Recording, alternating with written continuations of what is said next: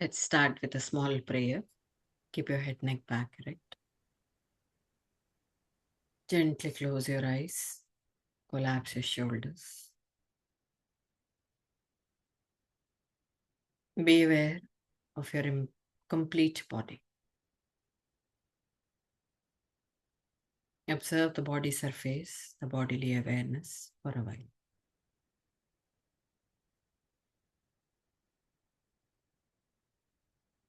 Slowly shifting that bodily awareness towards breath. There's a second thing, the breath and the energy, which is very evident.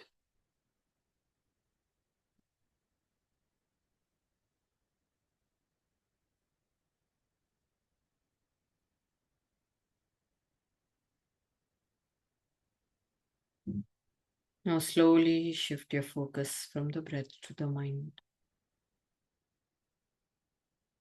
Just witness, don't judge, don't qualify, don't correct. Be an observer.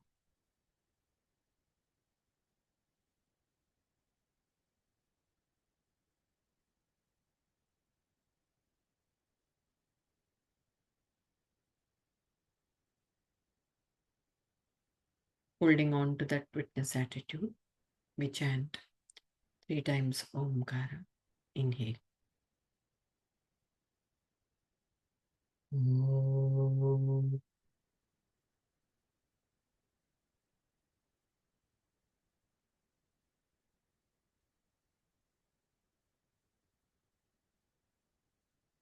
Om.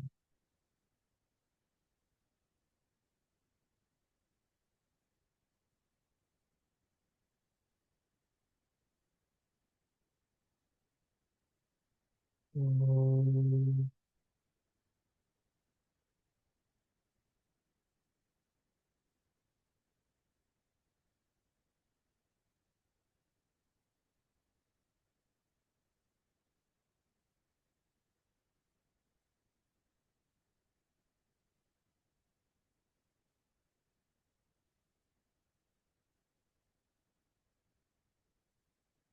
Listen to the mantra. Vasudevasutam devam Kamsajanuramardanam Devaki Paramanandam Krishnam Vande Jagadgurum Mukhaṁ karoti vācālam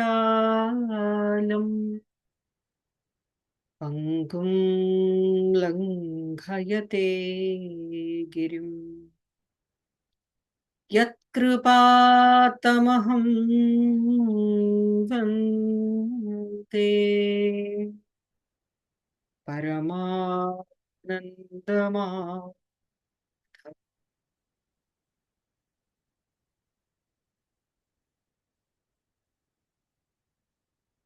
Simple palming.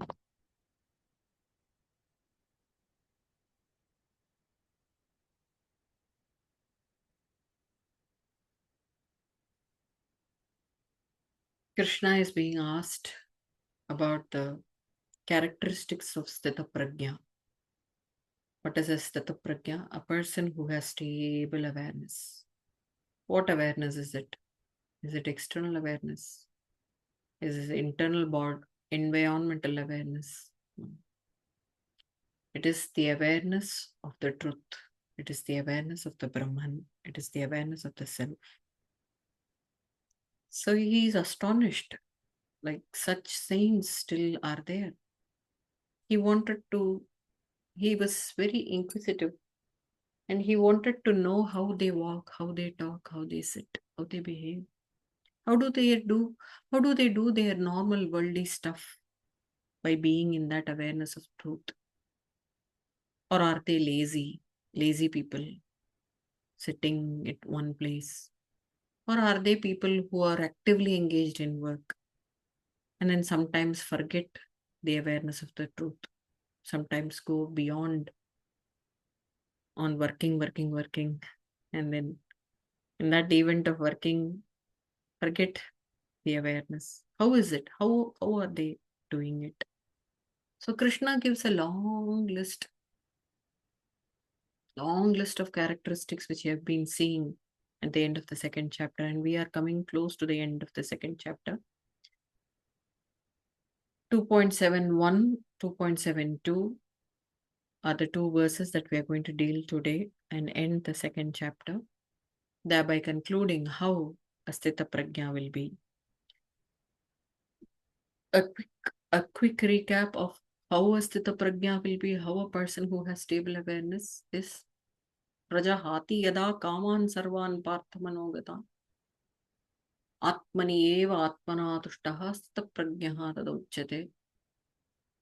One who renounces all his desires,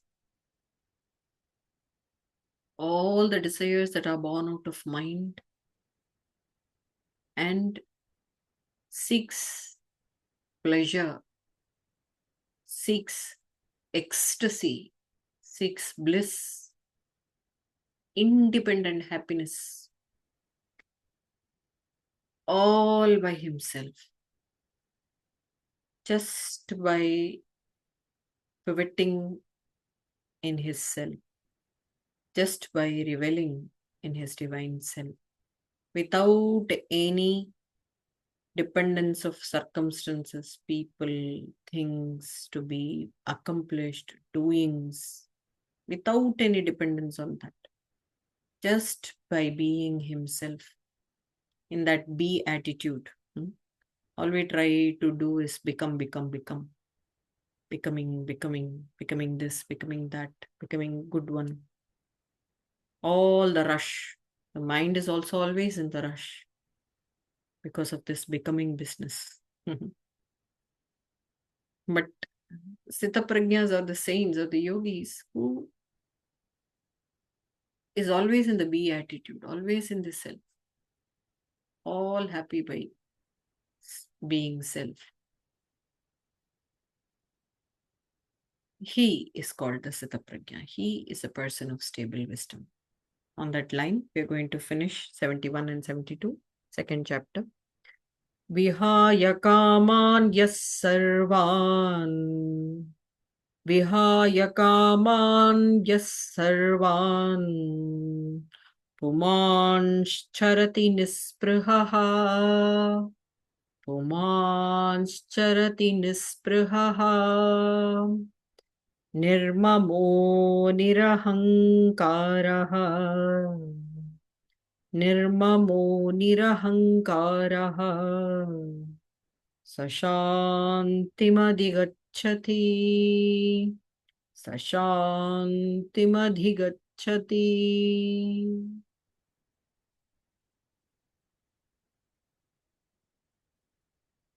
The literal interpretation, literal meaning of the shloka is a person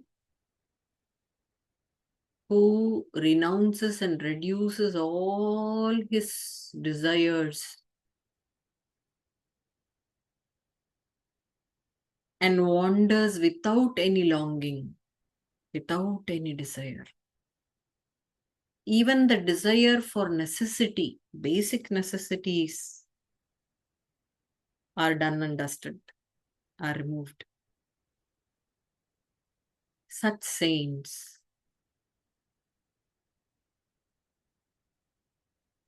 without an iota of ego, without an iota, a trace of ahankara, mamakara, I-ness, and sense of mindness.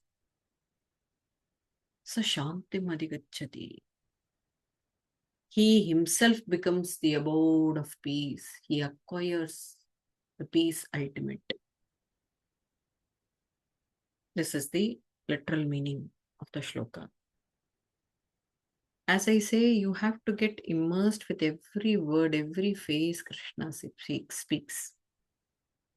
Every word is equally potential.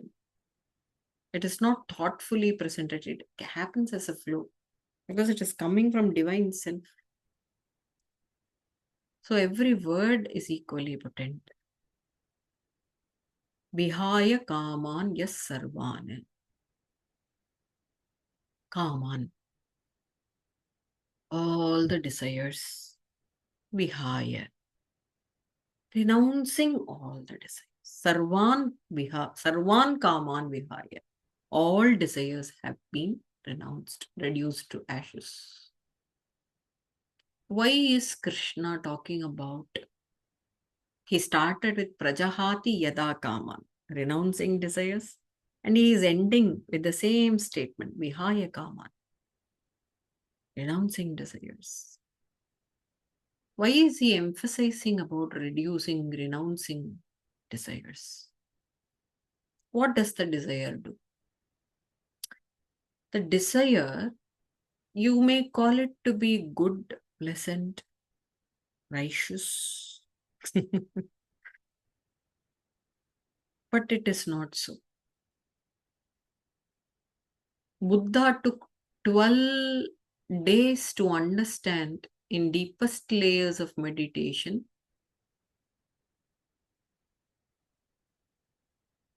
that ichha is sarva dukkham. Desire is the root cause of all diseases, all sufferings, all misery. So if you think desires are righteous, it is again ego filtered. I desire that my family should be well. I desire that I should progress. I desire that I should be spiritual. You call it any, name it any. But desires make you fall, trip. Why? Because it is originated from mind. Man, buddhi, chitta, hankara. So desires will end up egoistic. What is ego? Ego is not being proud or rude. Ego is the false identity that this is me. This body is me. The name that I hold that is being named by my parents is me. The assets that I have accomplished in all my work is mine. My work. Some people identify in work. My work. My accomplishments. My wife. My children. My house. These are all false identities, misapprehensions. Misapprehensions.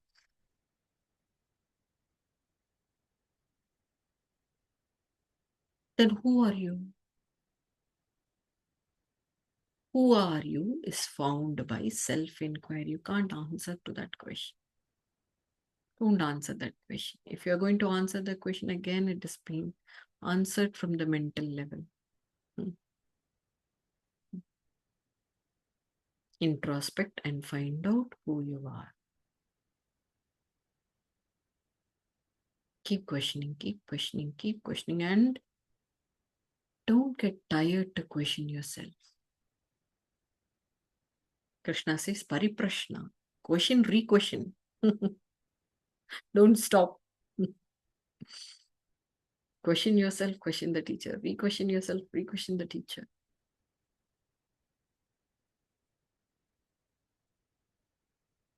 Coming back, desires are always mental and egoistic. Image-oriented. Name, form identification oriented. Hence, they will create samsara, suffering.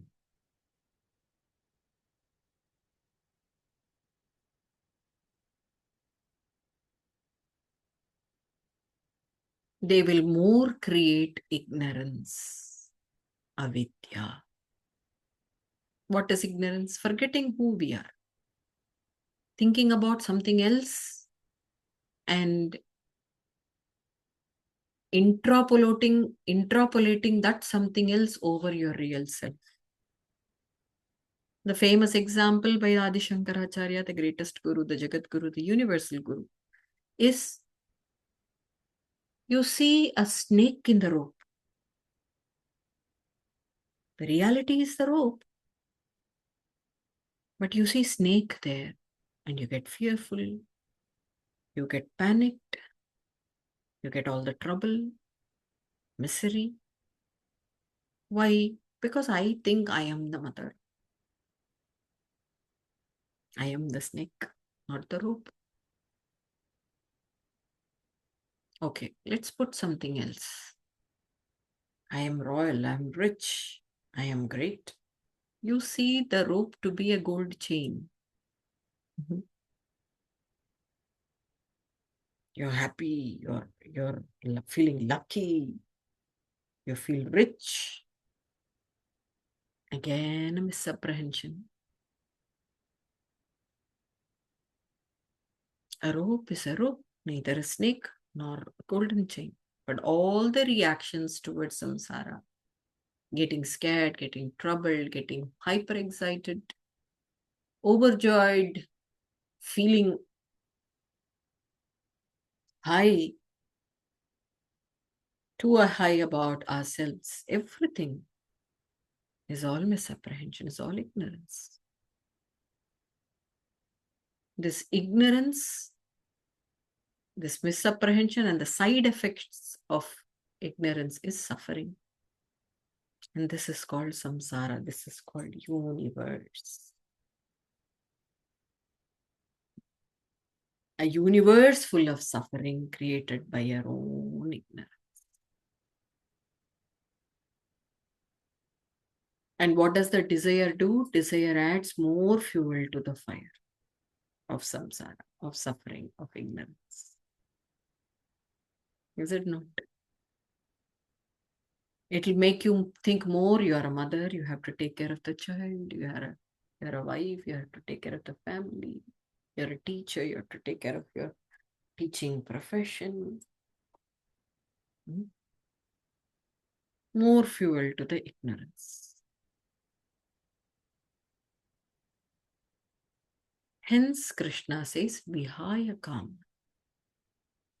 Drop all the desires. Dropping all the desires. How does the saint live? How does a person of stable wisdom live? He drops all the desires. What about basic necessities? Nisprihaha. Sprihaha means necessity. Nispriha. He is not worried about the shelter above the head. He is not worried about the clothing. He is not worried about the next meal. Does that mean he is lazy? Does that mean he will not work anymore? This is a famous saint and Alexander's conversation. Okay. Alexander invaded India and found a lazy old man lying on the same spot every evening when he was walking around the beach. Okay. Alexander was pissed off. You know about Alexander, the great. Sorry, I missed the great part. The Alexander the Great is great because he is action oriented. He captured many countries. He is the royal king. He could take care of people. I don't know whether it is true or not, but still, he's regarded the great. Comes up to this lazy old man saying that, why are you lazy? You're so lazy. I'm finding you every day, same time, same, all day, all evening, same place, doing nothing. What are you doing? The old man smilingly asked, what should I do, my child? What should I do? Go, get up, do some work, make some name in the society, create an image. And then he asks, what will happen if I work, if I do good, or create name in the society. What is the stupid question? If you create name in the society, you create an image in the society that you're doing good, you are a great artist, you're a great painter, you're a great musician, you're a great teacher, you're a great lawyer, whatever it is, you do something to the society, you will be happy. You can earn some money. Then the old man asked, what happens when I get money? He said, how stupid you are. I think you are not being taught well by your parents. I think you're not taught well. And you have wasted all these years. Waste, your sheer waste. With money, you can buy house. Look how you are. You are in rags. You have no house. It rains, you're just lying there. It is shining. Sun is very bright, very hot and humid in India. You're lying there. You will have a house, my dear. You can sit in a couch like this and lie down like this and relax with air conditioners, making yourself cool. You will have good food. You can, with money, you can buy anything. No, good wife will also come. My wife becomes good when you have money.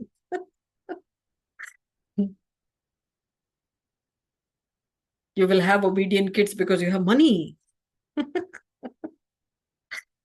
You know, and you will love life. You will be peaceful. You can lie on the couch nicely, rest peacefully. You can have a relaxed life. The old man replied, I am doing that. The old man replied, I'm already doing that. So, what is the objective of human life? Living peacefully.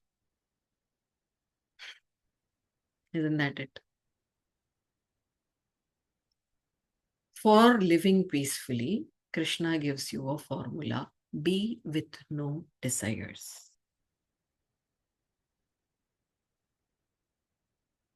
Yogi goes to the extent of not even desiring for any necessity, basic need, food, clothing, and shelter. Yogi goes to that extreme limit. And then he himself becomes the Lord. He himself becomes the divine. Just as the divine needs any shelter. Does divine need beautifully orchestrated church and temple? Beautiful clothes, flowers for fragrance, lights and candles around. Does he need anything? But he is happy. Why is he happy? Because you are offering. While you offer candles, while you offer flowers, while you offer diyas, while you offer some things to him, you also offer, this is not mine, this is for you. This is surrendering ego. And then he thinks, okay, this child is becoming me. Won't the father be happy when the child resembles the father? Won't the mother be happy when the child does the same thing like the mother? It's natural. When God is selfless, when divine is selfless, when all human beings tries to progress in spiritualism, in the same manner how God, how divine is leading his actions. When he resembles, when he tries to imitate, when he tries to incorporate, we become the divine. And God feels, okay, he is a person very near to me. In the 12th chapter, Krishna says, Jnani is a person very close to me. The wise saint is a person very, very, very, very close to me. So the wise saint who is stable, a yogi, goes to the extent of nisprihaha, not even wanting for the basic needs. Nirmamaha. Mamakara means mindness.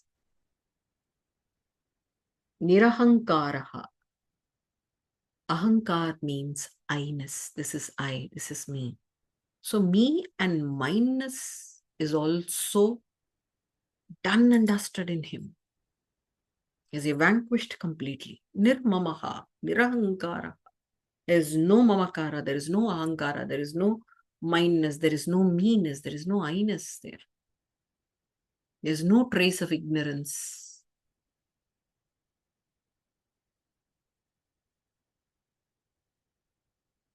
First of all, with the body. How does he work? He works with the body. What is very evident? The body, the eyes, the face, the color, the limbs. Yes, it is very evident. And that which is evident, we feel that this is us. First of all, he works on that evidential, seemingly true informations. There is no body. There is no body. If the body is true, truth has to be remaining for long. It shouldn't change. The body hasn't been the same when I was 6. Then when I turned into 16, it was not the same body. When I turned 46, it is not the same body. When I turned 66, it is not the same body. When I turned 86, there is no body at all.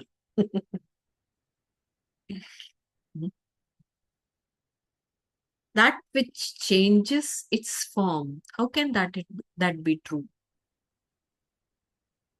So first he works on the evidential information. The information that is passing through eyes, that is passing through sense organs, are all false in nature. So he masters his sense organs by withdrawing the sense organs from the objects towards self. This is called pratyahara. We learned that in the YIC class today. This is introversion of sense organs towards self. Yes. So first he works with the sense organs and the information that the sense organs collect. This is me. This is Lalitha. Lalitha is me. All these things. And then he works on the mind, the Shadendriya, the king of all sense organs. Because without the employment of mind, sense organs will not work.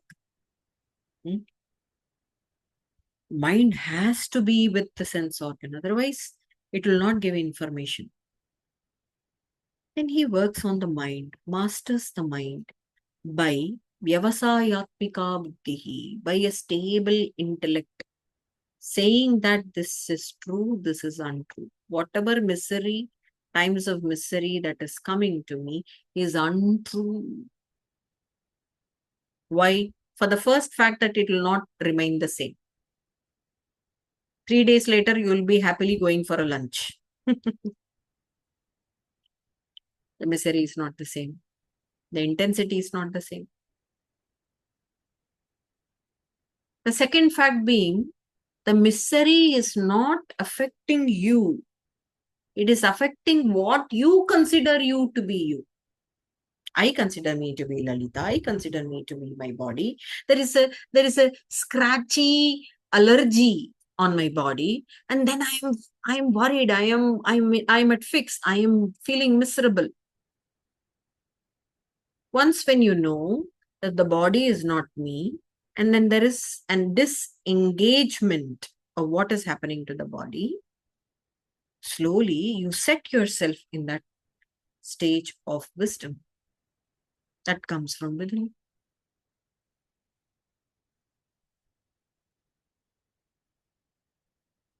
That way, Vyavasayatmika buddhi, a sharp yet stable intellect falls, prajna falls in place, and then slowly, sashantim adhigacchati, he accomplishes ultimate peace. Now, what is peace? We have to understand peace also. Be peaceful. Being peaceful is not being quiet.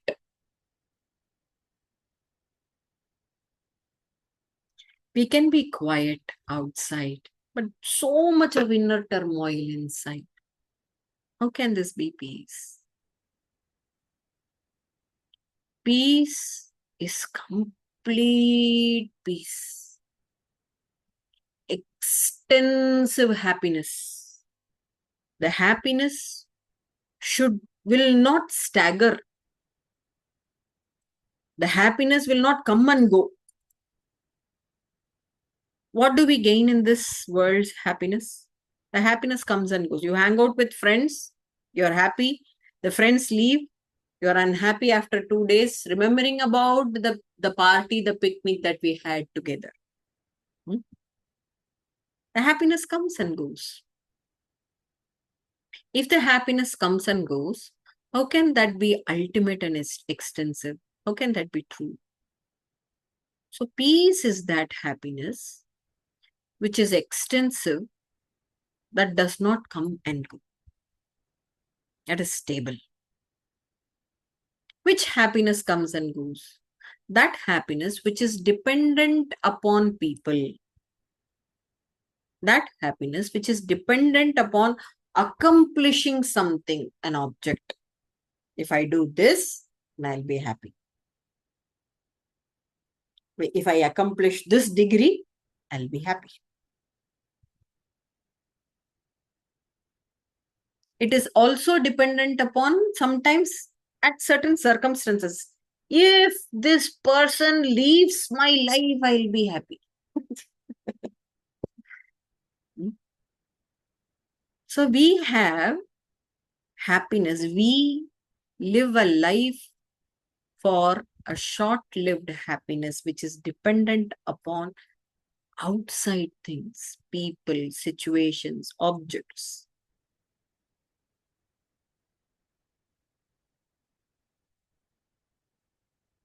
How unsure of us, how unstable and immature of us.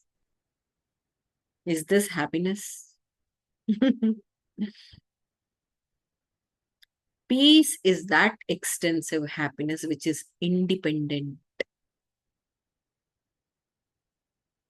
This will not depend upon people, situations, objects, whether you accomplish, whether you do anything. Like that old man, he was relaxed. He was relaxed. On the contrary, Alexander, after conquering so many countries, comes to India, understands the principle. Oh my God, I haven't been relaxing like him. Even when I walk on the beaches, I am still strategizing, plotting how can I conquer Japan. Hmm? So state of complete peace is a state of relaxation which is independent, extensive in nature, and does not come and go, always stays. Unconditional. So saints of stable wisdom will not crack a business deal which is low. We can go for a low profile happiness, which will come and go, which is dependent, which is short-lived. But they are wise, no? They will ask for extensive happiness. You're childlike. Yatha arbhakam, says Bhagavatam. Like a child. The saints are like child. Yeah. They will not ask less, they will ask for more. They'll work for more. They'll work inwards. How working inwards? Nirahankaraha nirmamaha. There is no ahankara, there is no mamakara, there is no I-ness, there is no mindness. And then they obtain, they are blessed with this extensive, independent, unconditional, always staying, ever present peace, ever present happiness, which is peace. So quietude or being merryful or happy cannot be peaceful. That is very clear.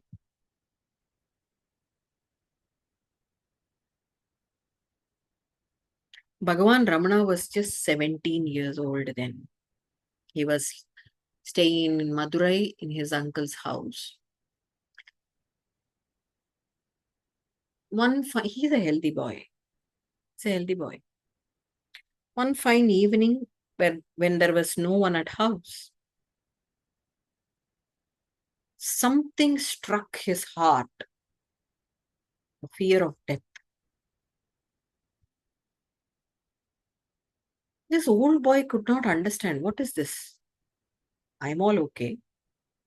I am fine. There is no fever, nothing. My body is okay. I was just sitting. I was casual. What is this happening? It is as if death has possessed Bhagavan Ramana's existence. And then suddenly he thought, okay, if this is it, then I'll explore death. Okay. He quickly lied down and then saw how his feet were dying, how his legs were dying, how his intestines stopped, how his liver, gallbladder functioning stopped, how his hands, lungs failed to work, how his spine, brain, and heart stopped. He also got visuals that his body was going to the cremation. He could feel that his body is cremated, but not feel the warmth. It was a matter of 30 minutes of such observation of Bhagavan Ramana over death episode. Then he understood 3-4 days back, he heard the name of Lord Shiva, Arunachala, from someone. And that is creating all this inner commotion, the inner churning of wisdom. You know? How do you churn? You churn the buttermilk and then take the butter outside. So there is churning, inner churning of the body and mind happening, and the butter called wisdom, jnana, comes out. What happened after 30 minutes? This simple lad of 17-year-old became Ramana Maharshi. He found out death happens only to physical body. And beyond death, we live. There is something that is staying. Nothing is collapsed in that. Nothing is changed in that. And then since then, he didn't see his form, his name as him, but that consciousness as Ramana. And he lived until his last time of physical decay, physical body death, with the same awareness, aligned with that supreme consciousness, with that truth, all the time. Although cooking, talking with disciples, giving darshana to the other disciples, doing his daily job, everything is done, but he is always aligned with that consciousness. He didn't stagger away once from that awareness of truth. This is a living example of Sthita Prajna. Nirmamaha, no body. Nirahankara, this is not mine.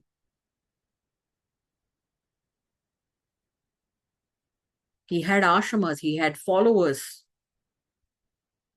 Followers from the West. Post just write Maharshi Tiruvannamalai and then it goes to Ramana Maharshi. Innumerable amount of followers. You interrogate a person, an influencer of 2.3K followers, he will speak rude. The rudeness, the ego comes with, I give wisdom, He follows me. These many people follow me. But never Ramana Bhagavan had that I, as in body, as in name, as in form, awareness in him. He was in the real state of I. Sashantim adhigacchati. He was in extensive peace.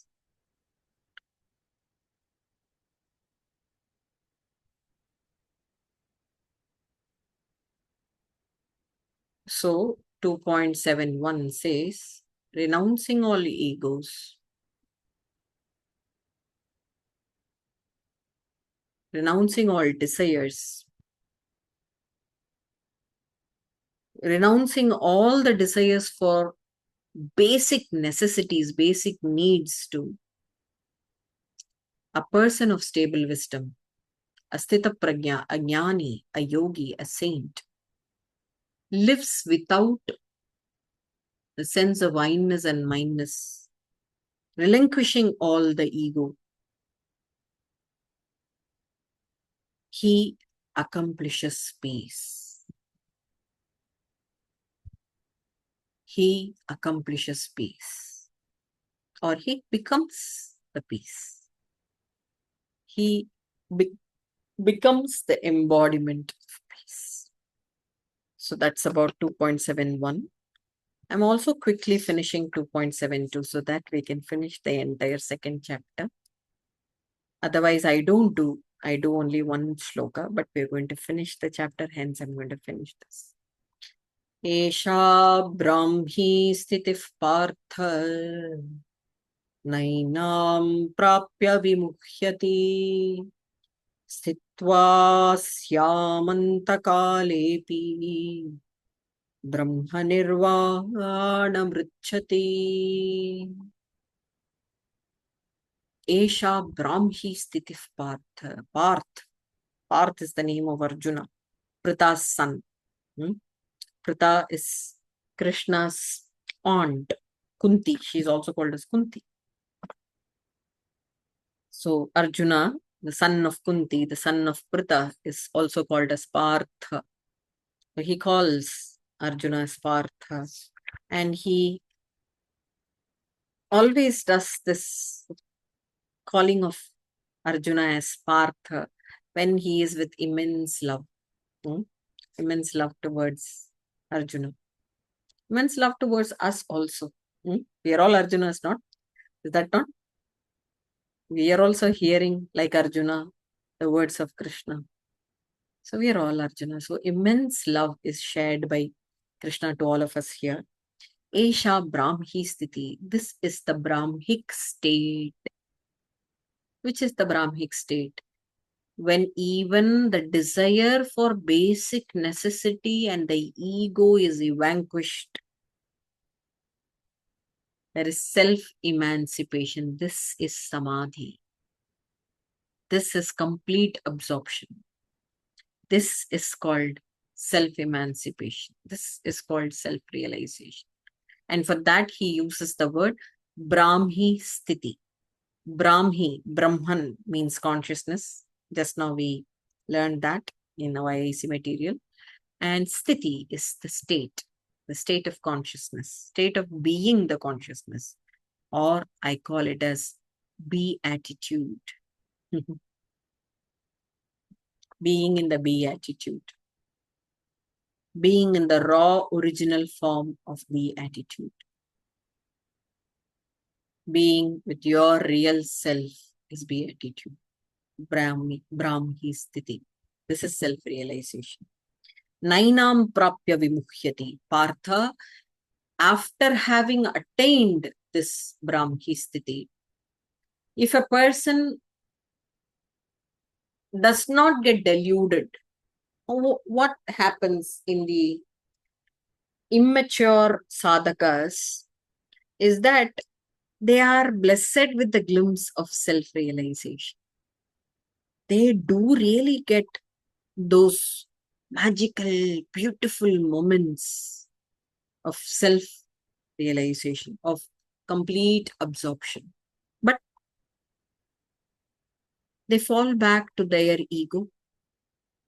They fall back to the identity of Lalita again, and it is lost. They get deluded. They get deluded by the love for children, love for wife, love for assets, love for luxury, love for love. That is very important. Begging love. Mhm. This is delusion. They fall back to that delusion state. Krishna says, Partha, one who has obtained this Brahmi sthiti, will not delude back. Nainam prapya vimukhyati. They will not go into the field of delusion once more. They have perfectly obtained it.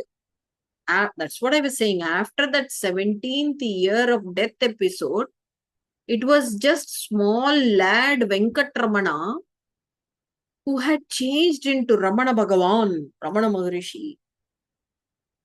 That wisdom is strongly set. That wisdom is this body, not me, is this name, not me, or these relatives are so-called relatives only for this life, which is changeable, which is untrue. This is very steady, very strong. They don't get deluded. Nainam prapya vimukhyati. Stitva syam antakale pi.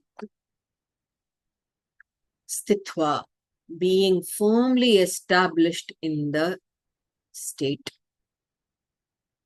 Being firmly established in that Brahmic state. Antakale api, even at the hour of physical death, the last hour. What happens during last hour?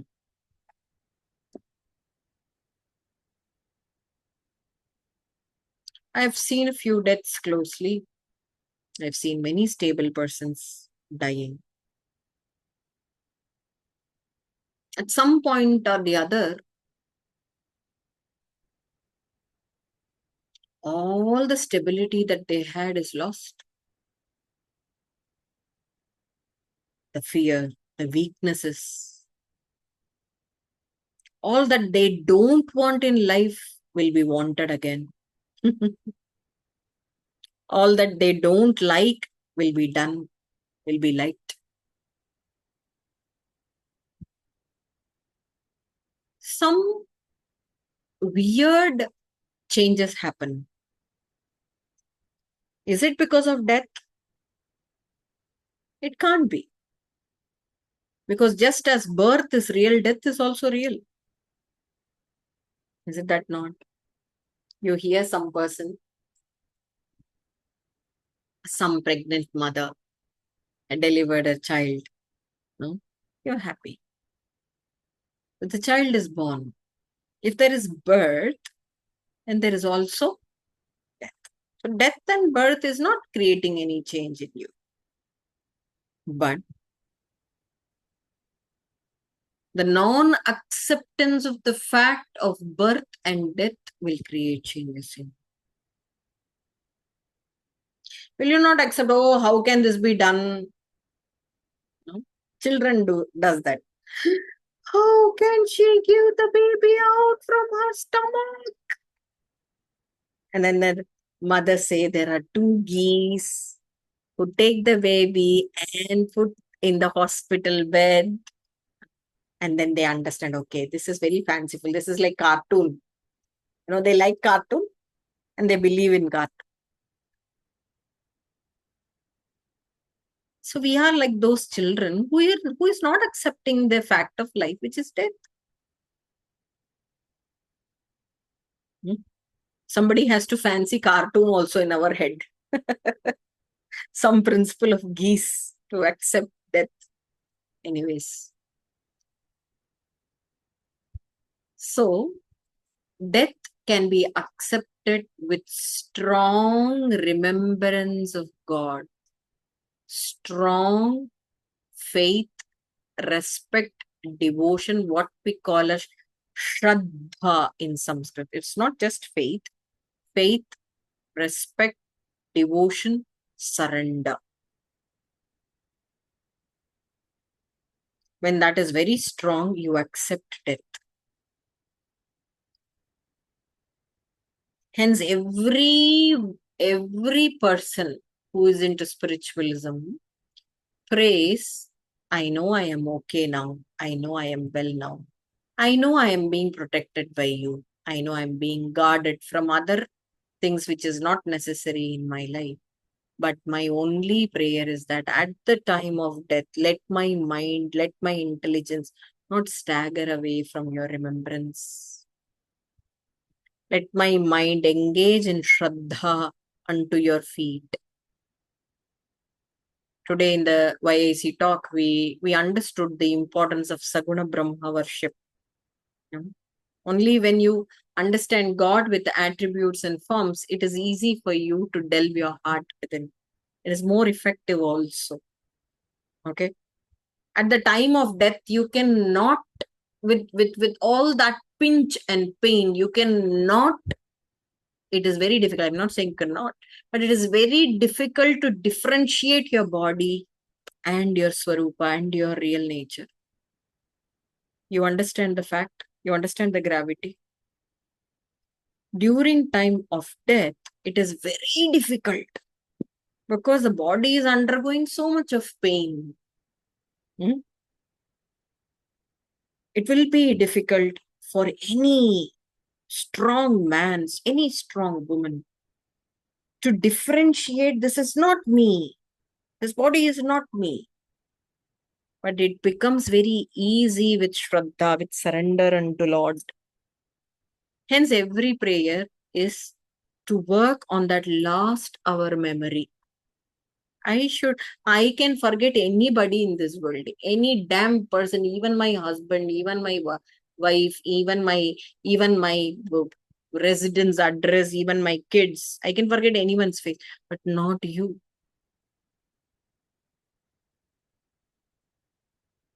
Don't make me forget your presence in my life, your importance in my life and death.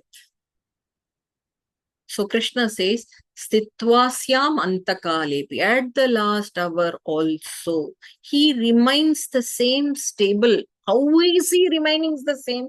How is he remaining the same stably? By constantly reminding him of Ishvara, of the Ishvara Tattva, of his deity which he has been worshipping, he has been loving all these days, all these years, keeping him close to. With that, it becomes easy. Surrender becomes easy. Again, willpower to fight against pain, not fight against. Willpower to disengage from pain, Lucia, coming from consciousness. It is the divine grace. So he says, Api, Antakala, last hour. Why the word Api? Api means also. Do you know?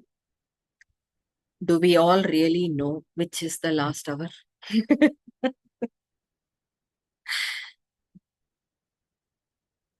Do we all know really which is our last hour? We can't even rely upon the exhalation. What happens while exhaling? Will it come back? Suppose you exhaled and the prana is out. You can't even rely upon your own breath. You do not know which one is the last hour. So he says also api, which means you have to work all throughout the year. You do not know which one is the last hour. So work from here. Work from the beginning.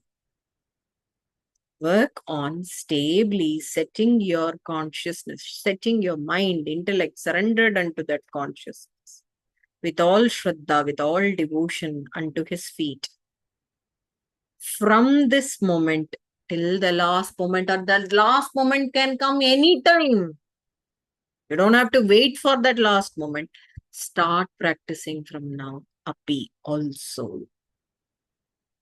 The last hour also. Hence the small word api also is giving this big magnitude of information, that it is not only at that last hour you are working yourself completely, and for that last hour also.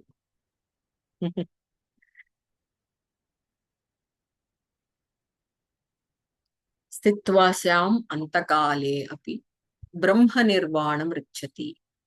Just as he gave the term called Brahmi Sthiti, the state of consciousness, the state of Brahma,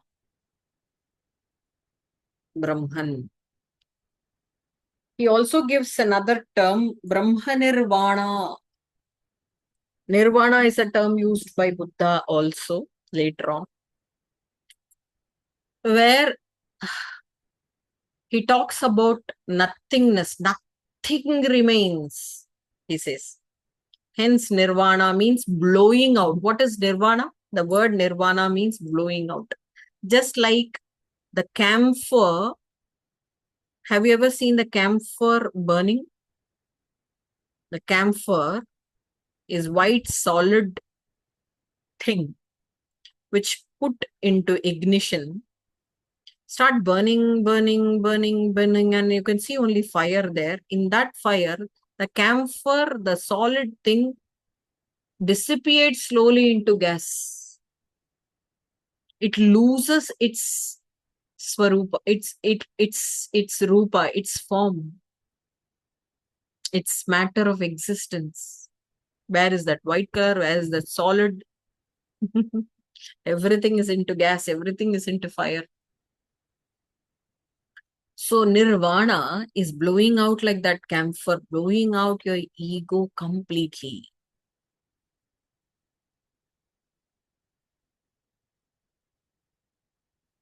So Buddha says nirvana, where your ego is blown out and ego is zero, there is nothing. But Krishna beautifully says, on the contrary, Brahma nirvana, yes, the ego is not there. The ego is blown out. But what is remaining? Wholesomeness, Purnata, Brahman, consciousness, that which encompasses everything. Brahma nirvana bricchati. The yogi attains the state of Brahma nirvana, where ego is completely sublimated and reaches the state of Brahman itself. Remember that Ramakrishna Paramahamsa Thakur's anecdote of how a salt doll goes inside the ocean and tries to take the measurement of the depth of the ocean, loses its rupa, loses its form, and becomes the ocean itself, becomes the Brahman itself. This is Brahma Nirvana. This is Brahmi Sthiti. Esha Brahmi Sthiti Partha. Nainam Prapya Vimukhyati. After having accomplished this state, he is not deluded anymore. He needs no life more. Today we also spoke about moksha, remember? Complete freedom from life and death. He needs no life. If there is no life, there is no death. Simple. He is already dissolved to the kingdom where he belongs to. He is already dissolved in that absorbed state, in that complete absorption. He needs no life. He needs no birth. He needs no struggle. He needs no old age. He needs no disease. He needs no death to accomplish anymore, or to struggle anymore, or to thrive anymore. Because he is not deluded anymore. Stitvasyam antakala. He remains stably put in that conscious awareness, not getting deluded, come and forth, coming back and going into I am that Lalita. No, no more avidya, no more ignorance. And he keeps that fertile even at the last moment with the powerful weapon called Shraddha, the powerful weapon called Bhakti towards the Lord, towards the Almighty, towards the Divine.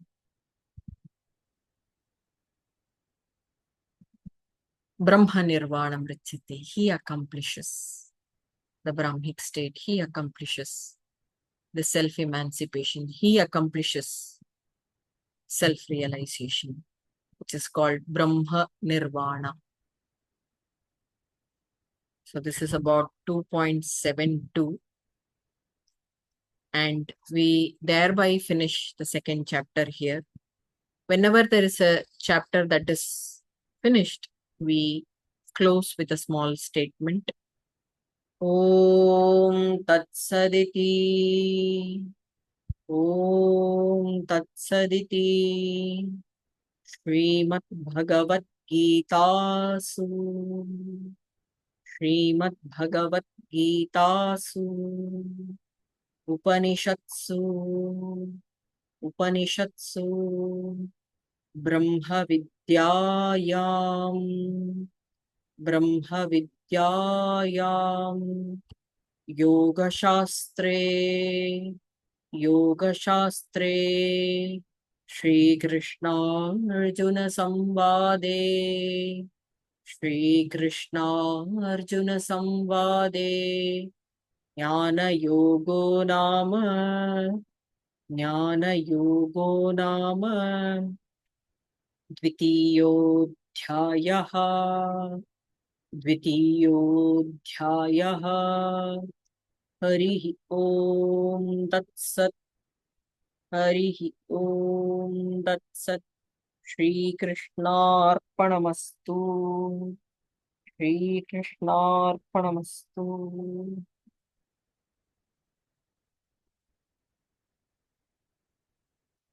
Om Tatsat.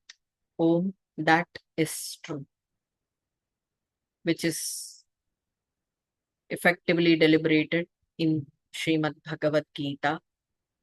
It is also considered sacred, the sacred because it is one among Upanishads, which deliberate upon Brahma Vidya, the education, the perfect knowledge on Brahman.